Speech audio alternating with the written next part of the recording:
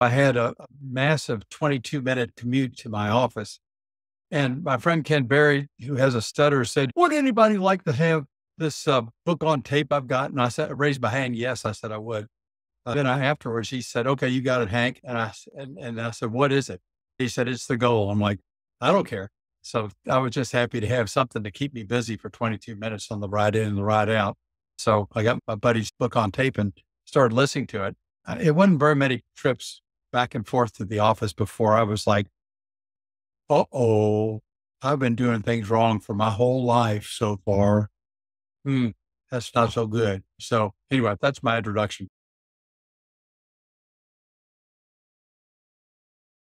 I started off at Shipper Supply Company as it was named back then. Our company's now called Shipper Solutions, largely because of TOC, but that's a story that'll come out later.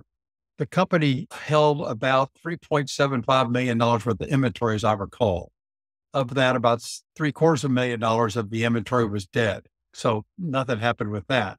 But the other $3 million worth of inventory, we set it up and turned on our Elucidate system, which is a theory of constraints replenishment software. And the inventory just dropped from $3 million to $750,000. It was that big of a drop.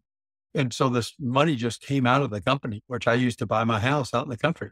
Fantastic outcome for me. It was just stupendous. We just didn't need that money anymore tied up in the business. Before, it was always considered you had to have it based on our max bin systems. That's how much inventory we were holding. So it was a huge breakthrough for us.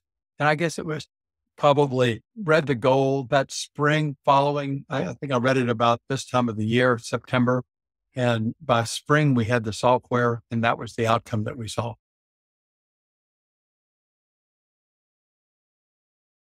The inventory coming down was great. Availability went way up. That was also great.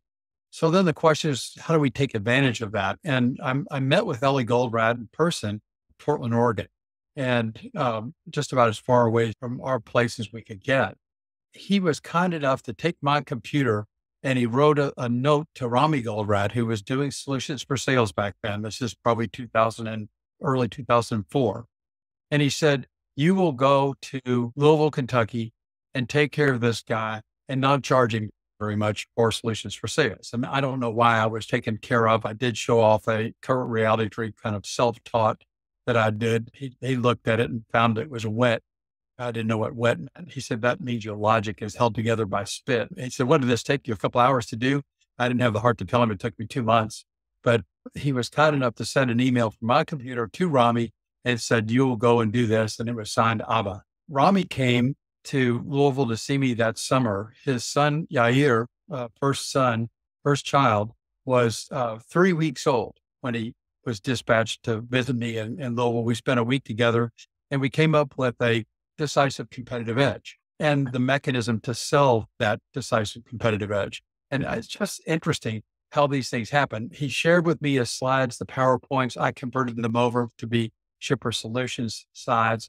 I'm going over that right now with a young man who is my heir apparent, the fellow who will take over Shippers when I'm too old to continue on. He's going through that same solutions for sales training that I got back in the early 2000s. We put together this product that we called ESP, or Easy Supply Program, but also supposed to evoke this sort of, we know in your mind what you need. And we started counting our customers' inventory and automatically releasing orders to them. The benefit that we got, obviously, we didn't have emergencies and those were expensive. We didn't have to fiddle with jumping in the car and running a box over to somebody because they had suddenly run out of inventory. So that went away.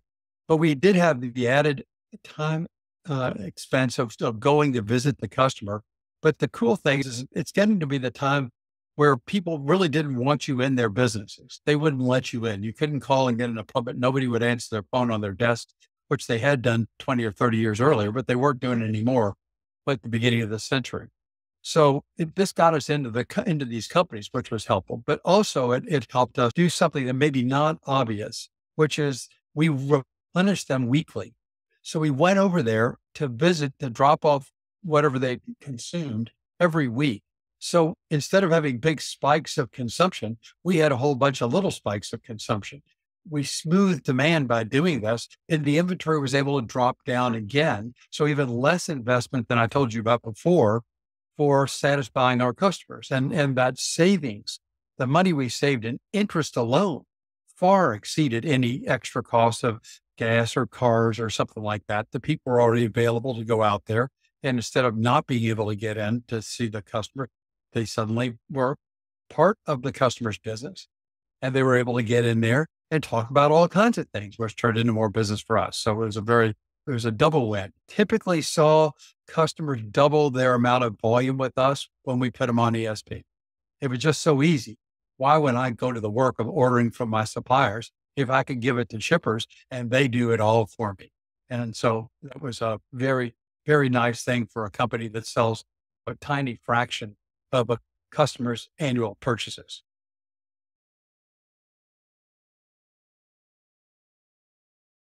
If Ellie were still here, I would cuss him for making me do all my own thinking. But on the other hand, it's been an absolute blessing. I say that because I have this constraints mindset now. And when I look at things, I think about things in terms of what's the constraint, what's holding this system back. And I had a breakthrough this year, which is really an extraordinary one. And this is all thanks to Ellie Goldratt. I realized that I had a company that was started a private equity fund. So I've done a bunch of things with their constraints. TOC Equity Partners is the name of the private equity fund that I started a dozen years ago. And we bought three companies. One of them doubled. One's up about 25 times what we paid for it. And the other's only up 15 times. So had been terrible for 10 years worth of work. Typically what we did in these companies would make a tiny little tweak. But one of these companies is one where the tweak was you're buying an engine, tearing it down for parts. This is a commercial aircraft engine. So like a big engine on a 737. And you tear it down for parts and you sell those parts into overhauls where people are looking for good used parts to replace back into that engine. And it's not like your car, right? These parts are watched by FAA. They have a whole sheaf of paperwork that says cradle to grave. Here's what it's done. Here's how many gear up, gear down, cycles it's flown, all that kind of stuff. There's how many hours it's flown. So they won't let something go on there that's not safe, but it saves about $2 million per engine overhaul to use used parts.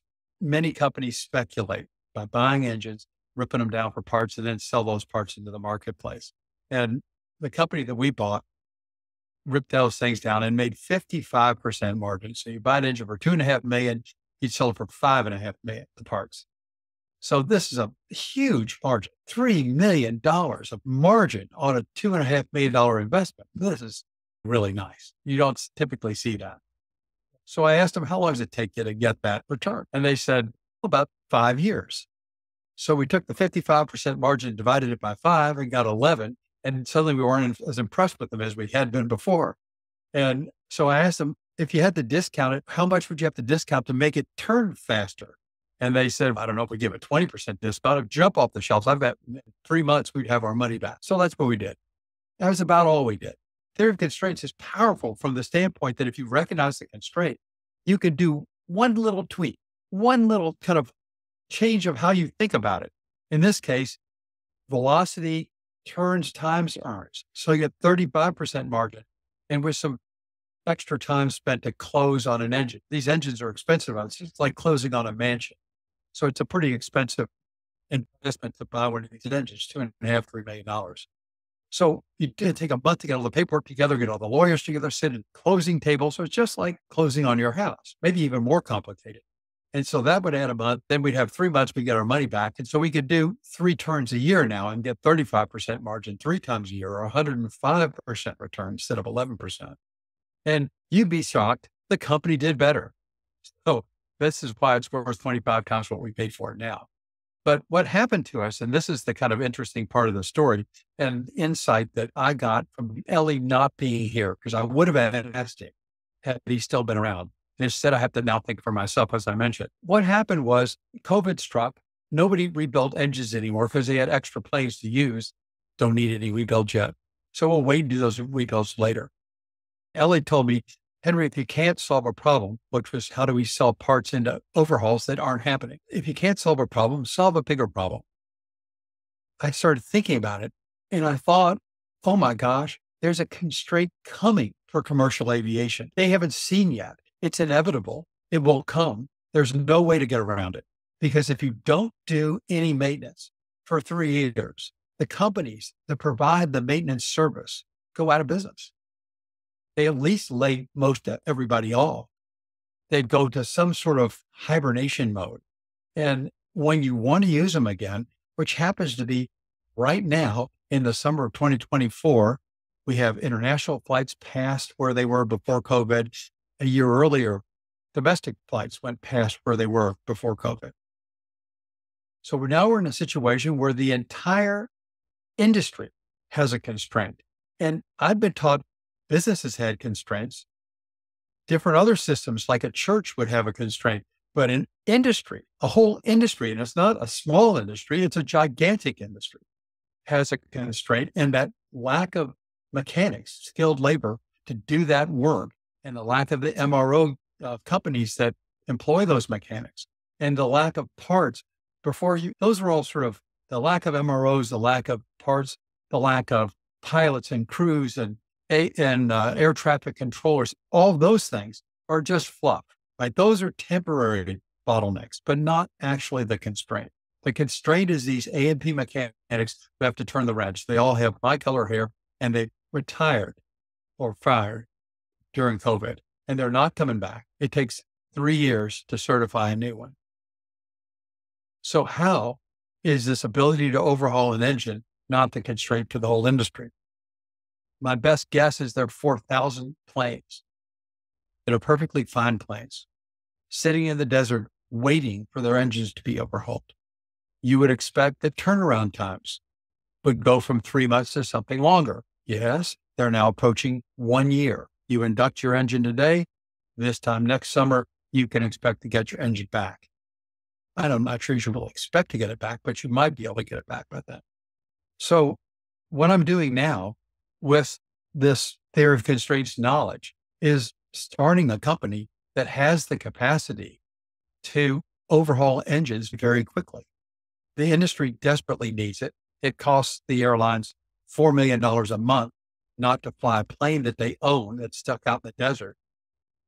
So $4 million of contribution to net profit every month per plane. And there are 4,000 of them sitting in the desert.